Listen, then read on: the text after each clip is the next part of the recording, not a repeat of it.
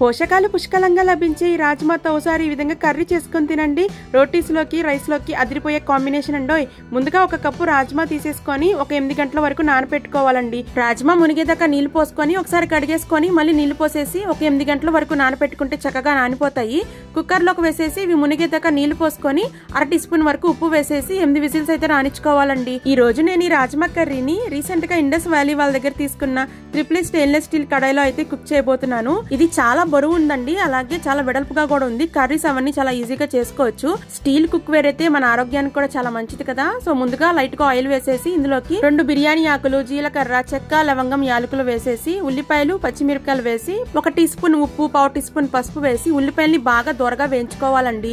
ఇప్పుడు సన్నగా కట్ చేసిన టొమాటో ముక్కలు వేసి టొమాటోలు బాగా మగ్గిన తర్వాత అల్లం, వెల్లుల్లి, చెక్క, లవంగం, ధనియాలు, యాలకులు లైట్ గా వాటర్ వేసి మిక్సీ పట్టించిన పేస్ట్ ఒక 2-3 టీ స్పూన్ల వరకు వేసుకొని పచ్చివాసన పోయాక 2 టీ స్పూన్ల వరకు కారం వేసి నూనె పైకి తేలిన తర్వాత ఉడికించి పెట్టుకున్న రాజ్మా వేసేసి బాగా కలిపేసుకోండి. కరివేపాకు కూడా వేసేసి మీడియం ఫ్లేమ్ మీద కూర దగ్గర పడే వరకు బాగా మరగనిచ్చేసుకున్నాక లాస్ట్ అండ్ ఫైనల్ గా కొత్తిమీరతో గార్నిష్ చేసుకుంటే ఎంతో రుచికరమైన రాజ్మా కర్రీ రెడీ. మీరు కూడా ఇండస్ వ్యాలీ వాళ్ళ వెబ్సైట్ లోకి వెళ్ళిపోయి దీపు 516 అని కూపన్ కోడ్ యూస్ చేస్తే 12% వరకు డిస్కౌంట్ కూడా వస్తుందండోయ్.